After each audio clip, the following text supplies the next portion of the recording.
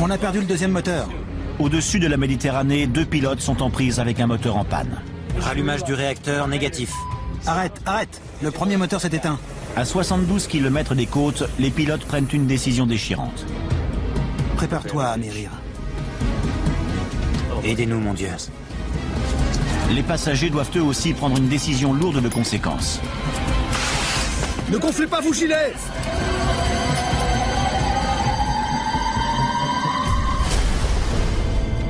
L'accident va déchirer des familles. Une vaste opération de sauvetage en mer est lancée. De même qu'une enquête internationale. Afin de découvrir pourquoi les 2 moteurs de l'un des avions les plus populaires du monde se sont éteints en plein vol.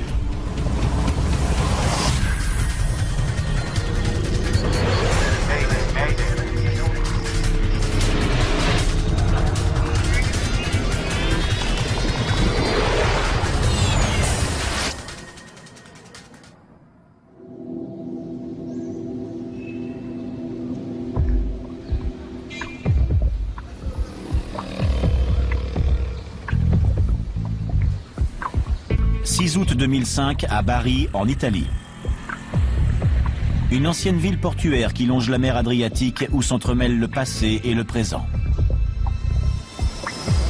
Au nord de cette ville historique, l'aéroport international de Bari accueille 10 grandes compagnies aériennes et plus d'1,5 million de passagers chaque année. Tuninter, une compagnie tunisienne, figure parmi ces transporteurs aériens. Le commandant de bord, Shafik Garbi, est l'un de leurs pilotes. Aujourd'hui, il est aux commandes du vol 1153. Ce Tunisien de 45 ans est un pilote de formation militaire à la carrière irréprochable. Ali Kebayer, 28 ans, est son copilote. Combien de carburant a-t-on ajouté? 400 kilos. Pour un total de 2 tonnes 7? Oui. Le commandant Garbi et son copilote ont fait le trajet Tunis-Bari plus tôt en matinée, où 34 passagers italiens sont montés à bord. Ils vont bientôt s'envoler pour Djerba, une station balnéaire tunisienne.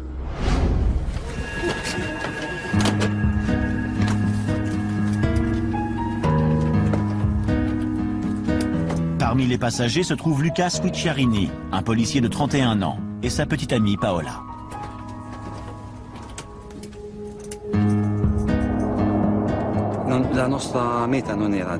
On aurait préféré aller au Cap-Vert plutôt qu'à Djerba. Mais il y avait une vague d'attentats terroristes à l'époque. Et pour ça, il aurait fallu prendre un vol à partir de Rome ou de Milan. Comme ce sont des aéroports très fréquentés, on a laissé tomber l'idée d'aller au Cap-Vert. Parce que Paola avait trop peur. C'était notre premier voyage ensemble, Paola et moi. On avait fait connaissance l'hiver précédent et on prévoyait de se marier l'année suivante. Pour ajuster votre ceinture, tirez sur l'extrémité de la courroie. Pour la détacher, soulevez la partie supérieure de la boucle.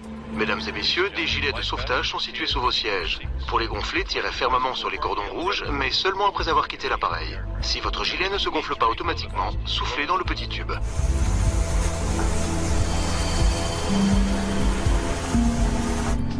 TSLBB, vol 1153. Autorisation de décoller. Bien reçu, autorisé à décoller. Préparation pour le décollage. Il s'agit d'un avion français, un ATR-72. Ce petit turbopropulseur est parfait pour les vols de courte durée. Il ne demande pas beaucoup d'entretien et n'est pas gourmand en carburant. L'avion décolle de Bari peu après 14h30. 49 minutes après le décollage, le vol 1153 se trouve à 640 km de Djerba, sa destination finale.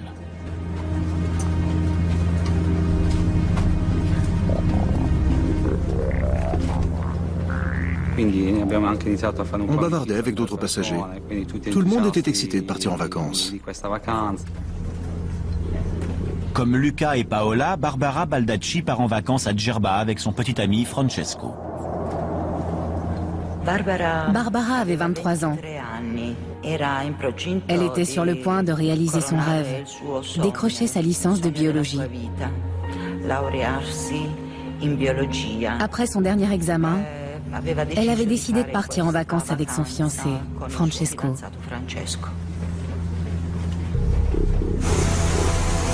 Soudain, à 120 km des côtes, à 7000 mètres d'altitude,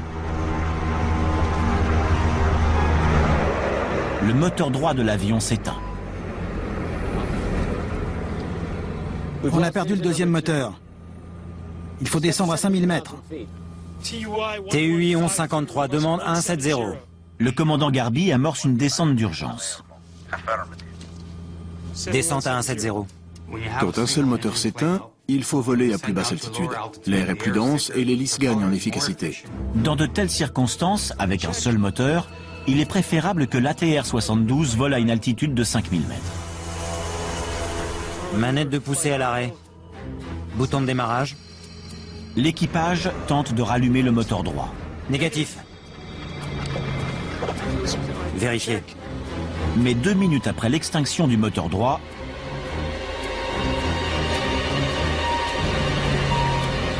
Arrête! Arrête! Le moteur s'est éteint. le deuxième moteur de l'avion tombe en panne. Les moteurs se sont tus. D'abord, on a cru à une attaque terroriste, parce que c'était presque devenu courant à l'époque.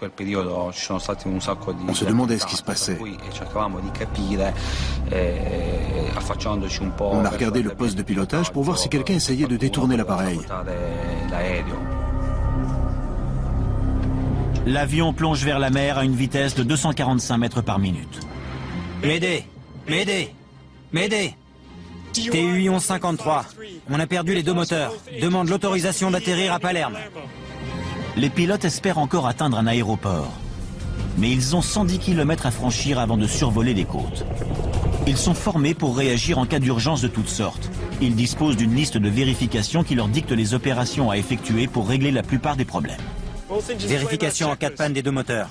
Niveau de carburant vérifié. Les pilotes ne savent pas pourquoi les moteurs se sont arrêtés. Leur seul indice est le voyant basse pression carburant qui clignote. Le voyant pression basse carburant prévient le pilote que la pression du carburant qui se rend au moteur est basse.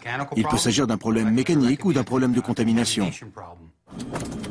Les pilotes suivent les directives de l'avionneur pour rallumer les moteurs. Niveau de carburant vérifié. Manette de poussée à l'arrêt. Bouton de démarrage. Rallumage du réacteur. Négatif. Appelez Chokri. Le commandant demande à l'équipage de cabine de prévenir le mécanicien de bord, Chokri Arbaoui. Tour de contrôle de Palerme. Ici TUI 1153. On a perdu les 2 moteurs, demande l'autorisation d'atterrir. L'aéroport le plus près est celui de Palerme, en Sicile. TUI 1153, ici Palerme, affirmatif. Vous avez l'autorisation d'atterrir. Palerme, à quelle distance sommes-nous de l'aéroport? Vous êtes maintenant à... 48 000 marins. On connaît le rythme auquel tombe du ciel un ATR-72. Il perd 0,3 mètres d'altitude pour 5 mètres parcourus. L'avion ne pourra pas planer sur une distance de 48 000 marins. C'est impossible.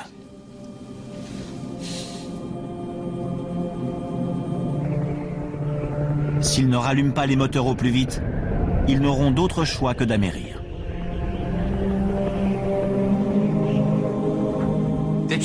Prendre la décision de se poser sur l'eau est déchirant, parce que c'est la manœuvre la plus difficile qui soit. Il y a de la houle, des vagues, du vent.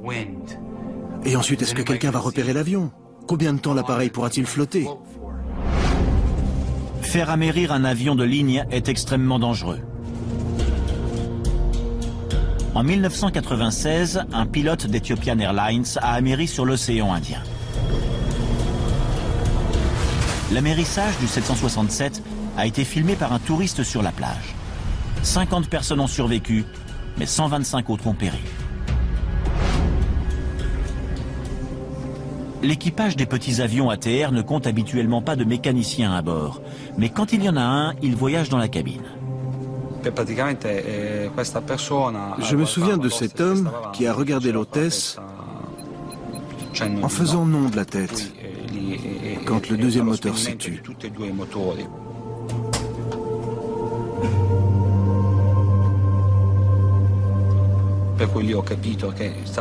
Ce geste voulait dire qu'il n'y avait plus rien à faire.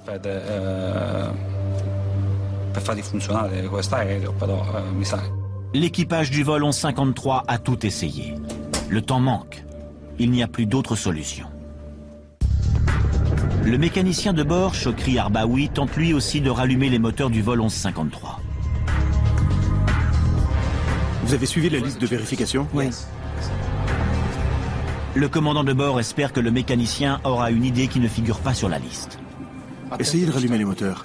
Le moteur droit d'abord. Niveau de carburant vérifié. Moteur 2, bouton de démarrage actionné.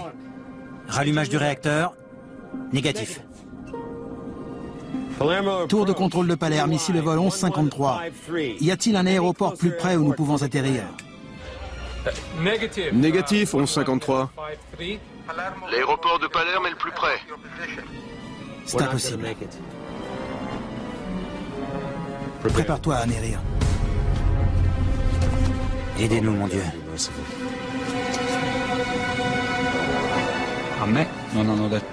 Personne n'a rien dit.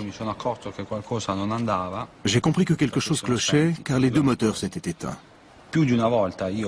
J'ai essayé plusieurs fois de m'adresser à l'hôtesse en lui demandant ce qu'on devait faire, s'il fallait mettre notre gilet de sauvetage, se lever, enlever nos chaussures.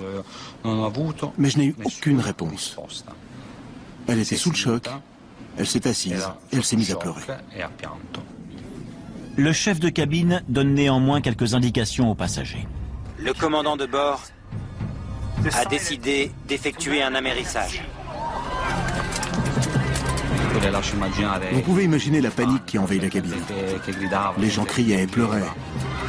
Je vous en prie, restez calme et suivez les directives de l'équipage. Il y avait une petite fille à l'avant de l'avion. Elle jouait et elle était très excitée. C'était tellement triste de voir la panique dans le regard de sa mère. TUI 1153. Quelle est la quantité de carburant à bord? Indicateur de quantité carburant, 1800 kg. Selon la jauge de carburant, il y en a suffisamment, mais pour une raison inconnue, les deux moteurs refusent de redémarrer. À peine 10 minutes après le début des ennuis, l'avion vole à 2100 mètres au-dessus de la mer, et il poursuit sa descente.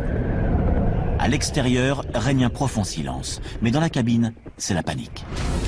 Restez assis avec vos ceintures de sécurité bouclées. Mon premier réflexe a été de détacher ma ceinture pour ne pas rester prisonnier de l'appareil sous l'eau. Je ne voulais pas me retrouver coincé sur mon siège et mourir noyé. Ensuite, j'ai enfilé mon gilet de sauvetage et je l'ai gonflé. Ne gonflez pas vos gilets avant de quitter l'avion! Il est fort probable qu'en amérissant, l'avion se remplira d'eau. Voilà pourquoi on demande aux passagers de ne gonfler leur gilet de sauvetage qu'après être sortis de l'avion. Sinon, ils risquent de rester coincés dans le fuselage inondé et de se noyer.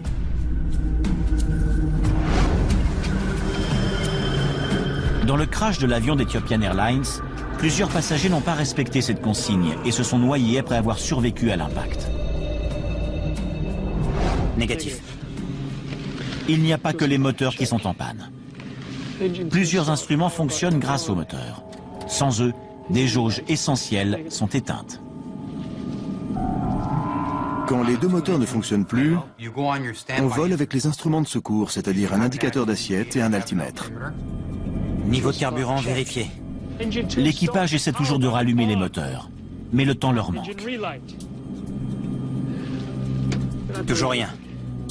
Confirmez la distance, s'il vous plaît. Vous êtes maintenant à une distance De 20 000 marins.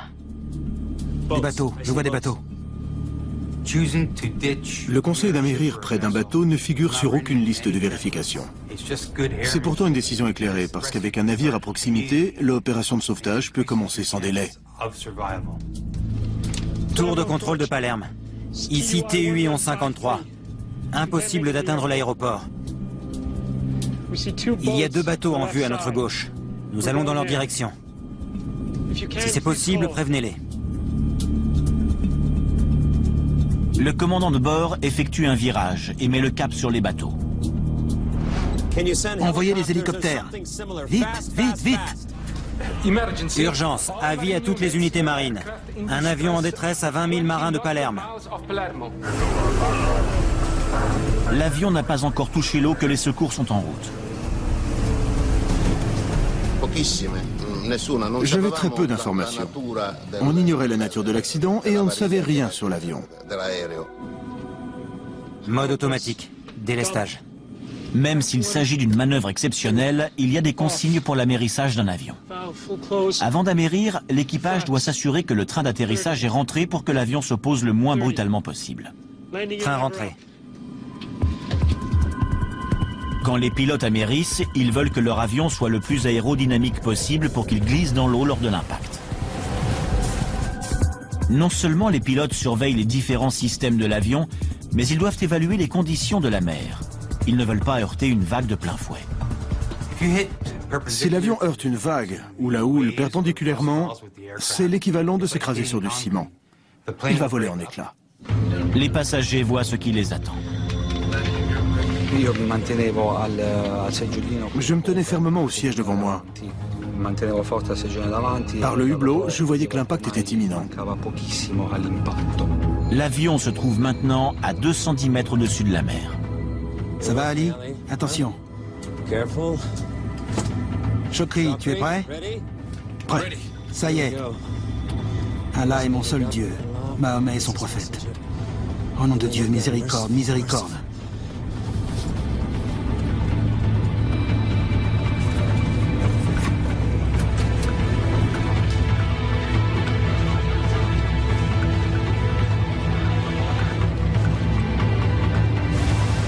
L'avion heurte l'eau à une vitesse de 230 km/h.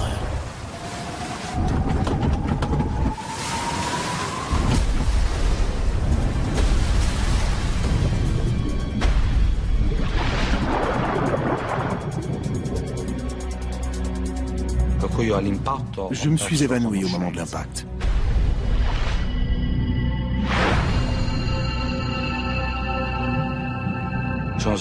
J'ai repris connaissance dans l'eau. J'étais à 2 ou 3 mètres de la surface. Quand j'ai sorti la tête de l'eau, je ne portais plus que mon pantalon.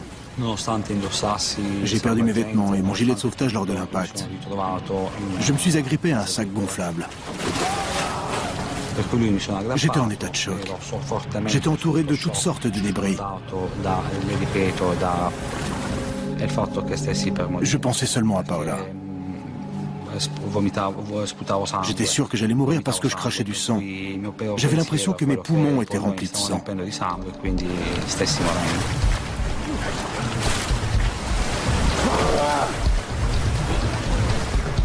Le commandant de bord est toujours vivant, mais il est gravement blessé. Son copilote, Ali Kebayer, a lui aussi survécu, mais le mécanicien de bord, Chokri Arbaoui, est mort. À bord des bateaux avoisinants, personne n'a été témoin du crash du vol 1153. L'avion s'est brisé en 3 morceaux. La section de la queue et une grande partie du fuselage ont coulé au fond de la mer. Mais la plus grosse partie, avec les 2 ailes, flotte à la surface de l'eau. Elle sert de radeau de sauvetage improvisé pour les survivants. Mais tous les passagers n'ont pas eu la même chance. Plusieurs sont restés prisonniers de l'épave.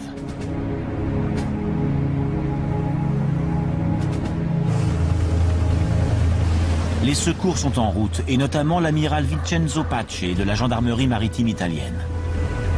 Les sauveteurs doivent parcourir 40 km dans une mer démontée pour atteindre les lieux de l'accident. Le ciel était bien dégagé, mais la mer était agitée. Et cela a compliqué les opérations de sauvetage. Le pilote d'hélicoptère Stefano Burigana est l'un des premiers arrivés sur place. La tour de contrôle nous a prévenu qu'un avion avait été contraint d'amérir au large des côtes de Palerme. Et il nous a demandé de l'aider à localiser l'épave. Quand on s'est approché, on a vu les ailes qui flottaient.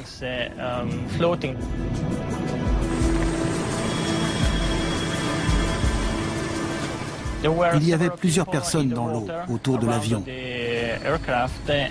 Tous avaient leur gilet de sauvetage gonflé. Stefano Burrigana remarque Lucas Cucciarini à l'écart de l'épave. Un homme n'avait pas de gilet de sauvetage, et c'est lui qui était le plus éloigné de l'avion. J'ai décidé de m'approcher de lui et de lui lancer un gilet de sauvetage.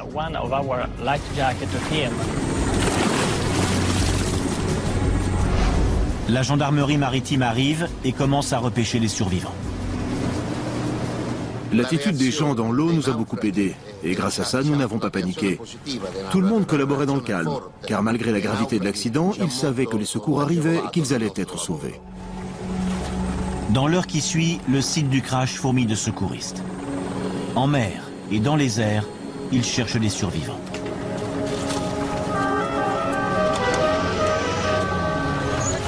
« 23 personnes sont repêchées dans les eaux de la Méditerranée.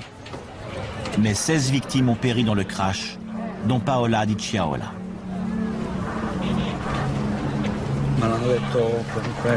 Mes proches m'ont appris son décès quelques jours plus tard. J'étais encore à l'hôpital. Je n'ai pas réagi. Paola était partie. C'est quand je suis rentré à la maison que la réalité m'a frappé. En me rendant au cimetière, j'ai réalisé ce qui s'était passé. C'est à ce moment-là que la tristesse m'a envahi.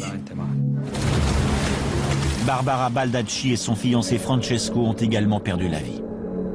Cela paraissait impossible qu'une telle tragédie ait pu se produire. Parce que Barbara et Francesco étaient d'excellents nageurs. Ils avaient leur brevet de maître nageur. Ils adoraient faire de la plongée. Comment autant de gens avaient-ils réussi à s'en sortir et pas eux? J'étais abasourdie et incrédule. De toute évidence, tous ceux qui ont péri n'auraient pas eu la chance de nager jusqu'à la surface. La gravité de leurs blessures les en a empêchés après le terrible impact de l'avion sur l'eau.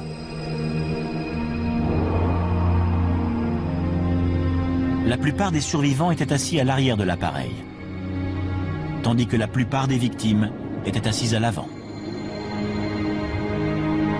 Ces deux parties, de même que d'importants indices, se trouvent maintenant au fond de l'eau. La section qui n'a pas sombré est remorquée au port de Palerme et transportée dans un hangar.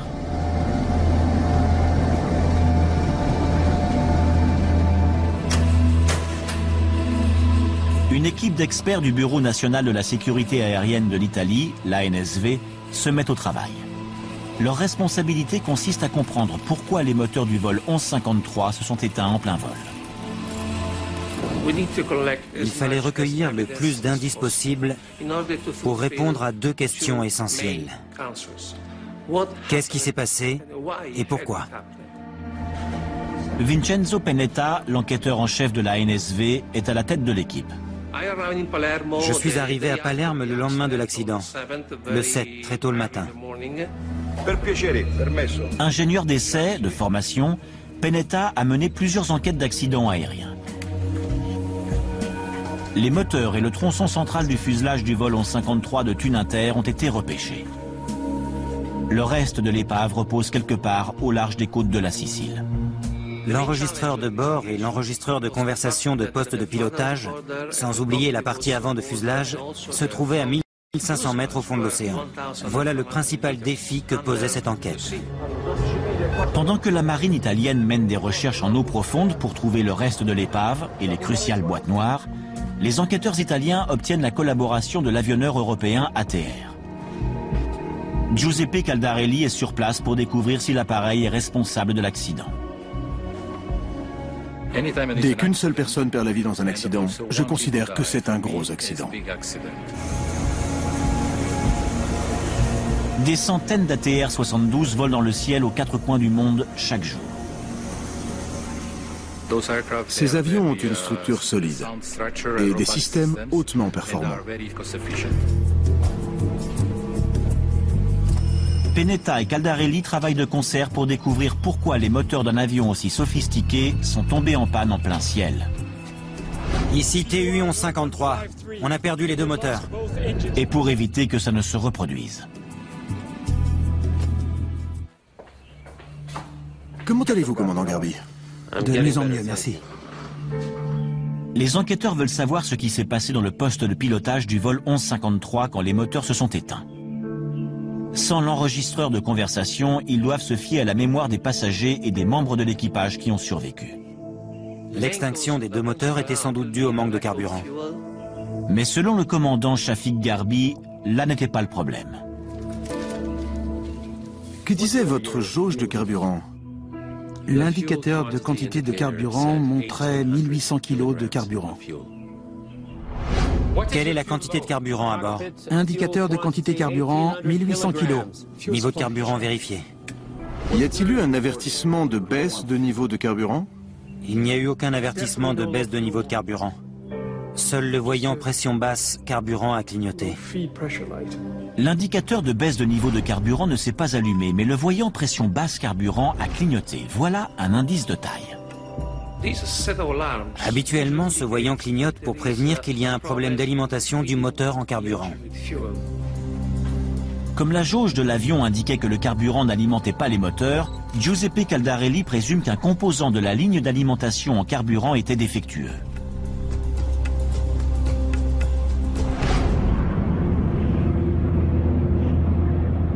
Quatre ans auparavant, dans un Airbus d'Air Transat, une fuite s'est produite dans la tuyauterie de carburant qui alimentait le moteur droit de l'avion. À la longue, l'appareil a perdu tout son carburant et les deux moteurs se sont éteints. Les pilotes ont dû effectuer un atterrissage d'urgence. Cet incident ressemble étrangement à la tragédie de Tuninter. L'équipe de Giuseppe Caldarelli examine attentivement la tuyauterie de carburant à la recherche de brèches ou d'obstructions, ou encore d'un défaut des pompes carburant qui aurait empêché le kérosène de se rendre au moteur. Tandis que l'enquêteur Caldarelli attend les techniciens qui procéderont à l'analyse de la tuyauterie et des pompes, Vincenzo Pennetta avance une autre hypothèse. Il se demande si le carburant à bord de l'avion n'était pas contaminé. La contamination du combustible peut provenir de 4 ou 5 sources différentes.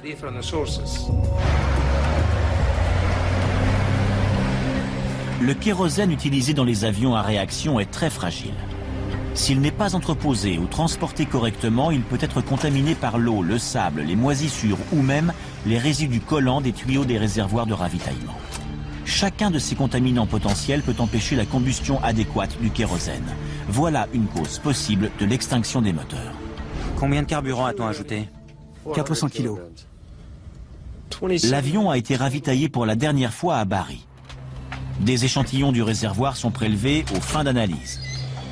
Pennetta veut vérifier si l'un des contaminants potentiels aurait souillé le carburant du vol 1153, entraînant ainsi une mauvaise combustion et la panne des deux moteurs. Des dépôts peuvent être transférés des réservoirs du camion-citerne, ce qui bouche la tuyauterie de carburant et cause des problèmes de moteur. Les techniciens retirent les filtres à carburant du camion-citerne pour déceler la présence d'un contaminant. On prélève également des échantillons sur les tuyaux et les raccords, à la recherche de résidus collants ou de colonies de micro-organismes. Ils sont analysés dans un laboratoire de l'armée de l'air italienne. Le carburant est filtré pour recueillir les minuscules particules flottantes.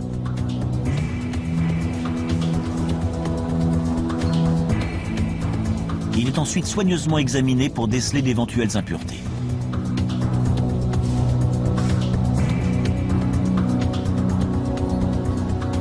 Les filtres du camion-citerne sont également inspectés pour y chercher des résidus ou des dépôts provenant des réservoirs. Pendant ce temps, à Palerme, Caldarelli et ses techniciens ont complété leurs analyses de la tuyauterie et des pompes de carburant. Les résultats de ces tests poussés sont sans équivoque. La tuyauterie de carburant était en bon état et il n'y avait pas de fuite. Si le système d'alimentation en carburant fonctionnait correctement et que les deux pilotes sont formels quant à la quantité de kérosène, l'indicateur de quantité carburant montrait 1800 kg de carburant. Pourquoi les moteurs de l'avion se sont-ils éteints?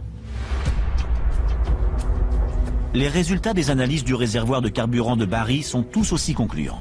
Les filtres à carburant, les tuyaux, les raccords et les réservoirs de l'aéroport de Bari sont exempts d'impuretés. On a donc écarté l'hypothèse de la contamination du carburant ayant provoqué la perte des 2 moteurs. Les enquêteurs ignorent toujours la cause du crash du vol 1153 de Tuninter. Mais autre chose tracasse Vincenzo Pennetta. Si l'avion était rempli de carburant, et l'on sait que le carburant se trouve dans les ailes de l'avion, pourquoi la section des ailes flottait-elle sur l'eau?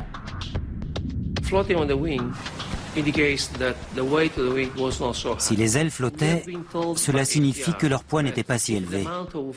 D'après nos informations, les ailes étaient censées contenir environ 2000 kg de carburant. Et si c'était le cas, alors les ailes n'auraient sans doute pas pu flotter. Pennetta soupçonne que le vol 1153 n'a pas eu autant de carburant que le croyaient les pilotes. Mais il ne sait pas comment l'expliquer. Après 2 semaines d'enquête, ses doutes sont sur le point de se confirmer. 2 semaines après le crash, on a reçu de la documentation technique de la part de la compagnie aérienne. Selon le carnet de maintenance, le commandant Garbi a piloté le même avion la veille de la catastrophe. Après ce vol, il a signalé un problème avec la jauge de carburant. À la suite de ce vol, il a mentionné que l'afficheur droit de l'indicateur ne fonctionnait pas et qu'il fallait le remplacer. L'indicateur de quantité carburant, ou FQI, est une jauge de carburant à laquelle les pilotes se fient pour savoir combien il reste de carburant à bord. Les voyants du FQI étaient défectueux, comme l'a noté le commandant Garbi dans son carnet de maintenance. L'indicateur de quantité carburant a été remplacé la veille du crash. Le carnet de maintenance soulève l'hypothèse que le FQI nouvellement installé n'était pas conçu pour ce type d'appareil. Le numéro de modèle ne semble pas concorder. La flotte de la compagnie Tuninter compte 2 types d'avions ATR, l'ATR 42 et son pendant plus gros, l'ATR 72.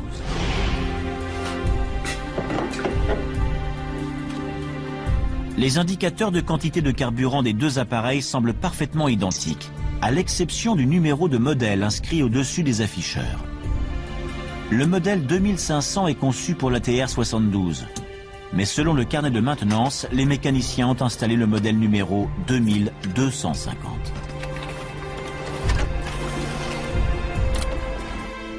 Voilà un précieux indice. Mais Pennetta n'est pas convaincu que le mauvais modèle d'indicateur de quantité carburant a vraiment été installé dans l'avion. Il pouvait y avoir une erreur dans le carnet de maintenance. Il fallait vérifier.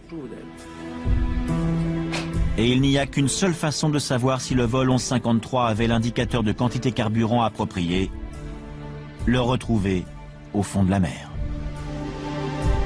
Il fallait repêcher l'épave de l'avion pour voir de nos propres yeux le numéro de modèle de l'indicateur de quantité carburant.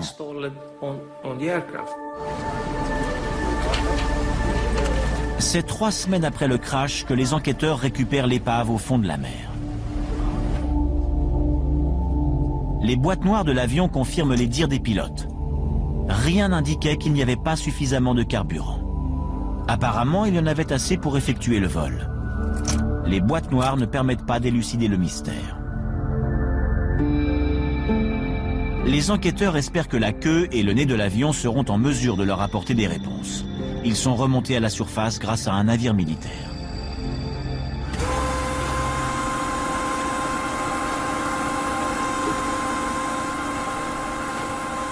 Pennetta est sur place pour accueillir le poste de pilotage dès sa sortie de l'eau.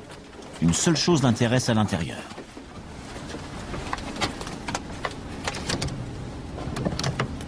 Quand on a repêché l'épave au fond de l'océan, j'ai constaté qu'effectivement l'indicateur de quantité carburant était le modèle destiné à l'ATR 42. On avait la preuve irréfutable. Le mauvais modèle de FQI avait été installé sur le vol 1153. Penetta est enfin sur la bonne piste. L'indicateur de quantité carburant de l'ATR recueille ces données grâce à des capteurs situés à l'intérieur des réservoirs à combustible. Et il calcule la quantité de carburant qui s'y trouve. Mais comme les réservoirs des ATR 42 et 72 ne sont pas de la même taille, les modèles d'indicateurs de quantité carburant ne sont pas interchangeables. Les techniciens effectuent des tests de ravitaillement en carburant avec le mauvais modèle de FQI sur l'ATR 72. Et le verdict est sans appel. Les résultats montrent que si vous installez un FQI destiné à un avion ATR-42 sur un ATR-72 et que vous n'avez pas une goutte de carburant, l'indicateur signale que vous en avez 1800 kg. Et c'est exactement la quantité de carburant que le commandant a déclaré avoir lorsque les moteurs se sont éteints. Indicateur de quantité carburant, 1800 kg. L'indicateur en conclut qu'à 7000 mètres au-dessus de la Méditerranée, l'erreur de modèle d'indicateur de quantité carburant a laissé croire à l'équipage qu'il y avait suffisamment de carburant, alors que leur réservoir était vide. Rallumage du réacteur, négatif. Toujours rien. Il est impossible de rallumer les moteurs. Des centaines d'ATR 42 et d'ATR 72 parcourent encore le ciel. L'enjeu est de taille. Et y a-t-il d'autres avions volant avec le mauvais modèle d'indicateur? Notre première recommandation de sécurité a été de prévenir toutes les compagnies aériennes possédant des ATR-42 et des ATR-72 au sein de leur flotte de vérifier le modèle d'indicateur de quantité carburant installé sur leurs appareils. Les enquêteurs Penetta et Caldarelli sont parvenus à faire la lumière sur la cause de l'extinction des moteurs du vol 1153 en plein ciel.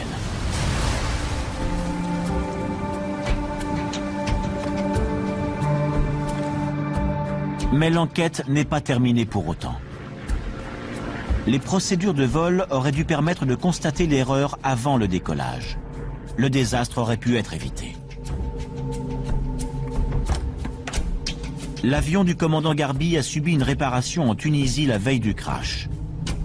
Le FQI de l'appareil indiquait alors 790 kg de carburant dans les réservoirs. Après l'installation du nouvel indicateur de quantité carburant, la quantité de kérosène affichée est passée à 3 tonnes 100. Elle a presque quadruplé. Le lendemain matin, le commandant Garbi a remarqué l'augmentation de la quantité de carburant et il a présumé qu'on avait ravitaillé l'appareil. Or, dès qu'un avion est ravitaillé, un avis est déposé dans le poste de pilotage. Où est l'avis de ravitaillement? Le pilote a demandé à l'agent de régulation des vols où était l'avis de ravitaillement, mais ce dernier n'a pu mettre la main sur la note. Je vais vous le donner à votre retour de Djerba. Bien sûr. Or, il n'y avait pas d'avis de ravitaillement, tout simplement parce que l'avion n'avait pas été ravitaillé. Contrairement à la réglementation en vigueur, le commandant de bord a décollé sans ce bout de papier d'une importance capitale. La réglementation interdit au pilote de décoller tant qu'il n'est pas certain de sa quantité de carburant. Le commandant Garbi a d'abord gagné Bari en Italie avec le mauvais modèle d'indicateur de quantité carburant, et moins de carburant qu'il ne le croit. Il a ensuite fait l'appoint de son appareil avant de décoller pour sa destination finale, Djerba. Combien de carburant a-t-on rajouté? 400 kilos. Pour un total de 2 tonnes 7? Oui. Persuadé que ces réservoirs contiennent 2 tonnes 7 de carburant, le commandant Garbi s'est envolé pour Djerba. Si le bon indicateur de quantité carburant avait été installé, le commandant aurait su qu'il avait seulement 540 kg de carburant, ce qui était loin d'être suffisant pour son trajet. Mayday! Mayday! Mayday! TUI 1153 demande l'autorisation d'atterrir à Palerme. On a perdu les 2 moteurs.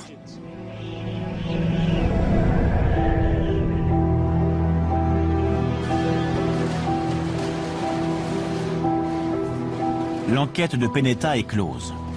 Il rédige son rapport final. Mais son collègue, Giuseppe Caldarelli, lance un pavé dans la mare. Même sans carburant et les moteurs en panne, le vol 1153 aurait pu atteindre la terre ferme.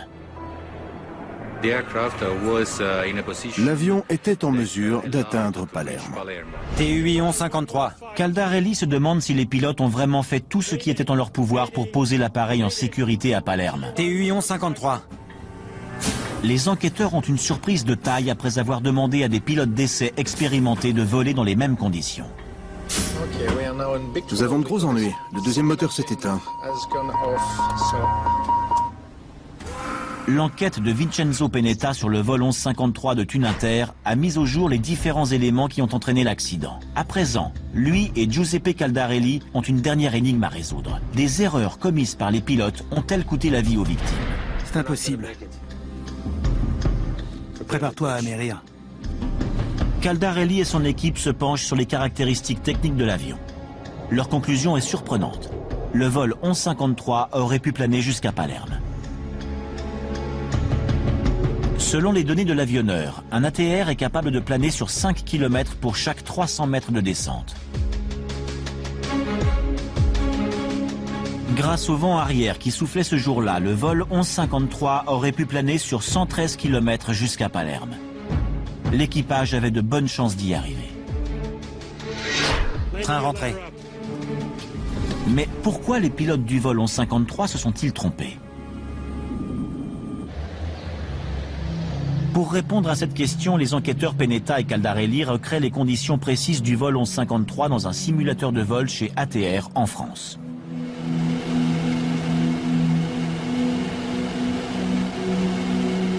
Les pilotes d'essai tentent de faire planer un ATR 72 sur 113 km à partir de l'altitude exacte à laquelle le vol 1153 a perdu son deuxième moteur.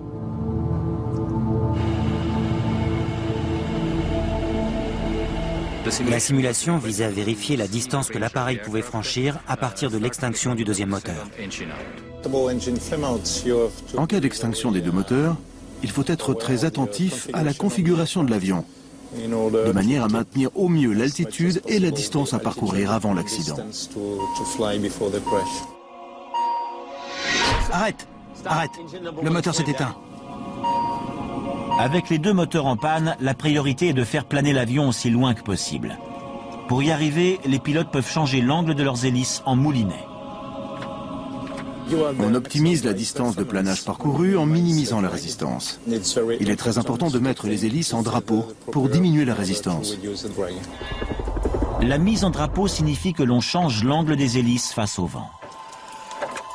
Cette opération réduit la résistance. Quand on veut mettre les hélices en drapeau en vol, il faut d'abord actionner la manette de poussée en position arrêt et actionner la manette de commande en position mise en drapeau. Les pilotes n'ont pas mis leurs hélices en drapeau quand les moteurs se sont éteints. Les hélices en moulinet ont alors induit énormément de résistance. Si les pilotes avaient mis leurs hélices en drapeau, l'avion aurait plané sur une plus longue distance. Il faut descendre à 5000 mètres. Quand le deuxième moteur est tombé en panne, le commandant Garbi volait à 6700 mètres.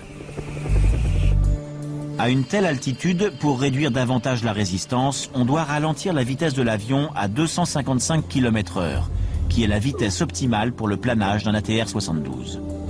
Curieusement, pour planer le plus loin possible, le pilote ne doit pas voler le plus rapidement possible. Plus un avion vole à grande vitesse, plus le courant aérien fait pression sur l'appareil, créant ainsi davantage de résistance. Chaque type d'avion a sa propre vitesse optimale pour planer sur la plus longue distance possible. L'équipage du vol 1153 a poursuivi sa route à une vitesse de 90 km supérieure à sa vitesse de planage optimale. Voilà qui augmentait la résistance de l'air tout en réduisant la distance de planage. Dans le simulateur, en mettant ses hélices en drapeau et en diminuant la vitesse de l'avion, le pilote d'essai réussit à gagner Palerme. Ça va, Ali? Attention. Le vol 1153 s'est abîmé en mer à 42 km au large de la côte. L'avion aurait pu se rendre beaucoup plus loin.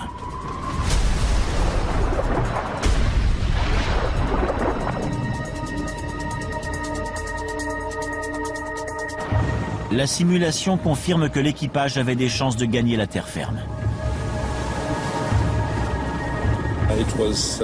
En théorie, c'était possible d'atteindre la côte. Mais l'opération était tout de même très difficile à réussir. Les pilotes du simulateur ont un avantage considérable sur ceux du vol 1153. Leurs vies ne sont pas en danger et ils savent qu'ils doivent planer. Niveau de carburant, vérifié. Le commandant Garby, pour sa part, ignorait qu'il manquait de carburant. Il ne savait donc pas qu'il valait mieux planer jusqu'à Palerme et il s'est plutôt concentré sur le rallumage de ses moteurs. La mise en drapeau des hélices ne fait pas partie de cette procédure. Si le commandant Garby avait su qu'il n'avait plus de carburant, il aurait probablement tenté de maximiser sa distance de planage. Mais quand il a compris que c'était peine perdue pour les moteurs, il s'est concentré sur le meilleur endroit possible pour amérir. Sans oublier qu'il volait sans instrument avec des communications radio interrompues. TUI 1153. Quelle est la quantité de carburant à bord? Indicateur de la quantité carburant, 1800 kg. Et plus important encore, le commandant Garby avait la vie de 34 passagers entre les mains. Il est bien sûr beaucoup plus facile de gérer ce genre de situation dans un simulateur. Parce que si on commet une erreur et qu'on s'écrase, on appuie sur un bouton magique, le bouton redémarrer. Ça ne se passe pas comme ça dans la vraie vie. Avec des passagers dans la cabine derrière nous et la peur de mourir. Vous êtes maintenant à une distance de 20 000 marins. C'est impossible. Cette simulation fait ressortir l'importance d'une formation adéquate pour réagir en situation critique, comme l'extinction des deux moteurs. C'est très rare que ça se produise. Le rapport de Peneta presse les compagnies aériennes de former les pilotes à amérir en cas de panne de moteur. Mais la meilleure formation des pilotes est seulement l'une des 17 recommandations du rapport d'accident. La plus importante est probablement la révision en profondeur des indicateurs de quantité carburant des ATR. Il ne fallait plus risquer d'installer un indicateur de type 42 sur un 72 et vice-versa. Afin de s'assurer que les mécaniciens ne répètent pas la même erreur, Peneta estime que la seule solution réside dans la conception d'un nouveau FQI qui ne pourra s'installer que sur le type d'avion auquel il est destiné. 9 hommes ont été accusés de négligence criminelle pour le crash du vol 1153. Parmi eux, le mécanicien de Tuninter qui a installé le mauvais FQI et le commandant de bord Garby.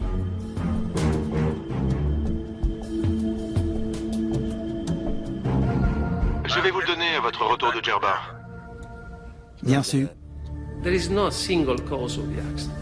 Cette tragédie aérienne n'a pas une cause unique. Comme pour plusieurs accidents, le crash est plutôt le résultat d'une série d'erreurs.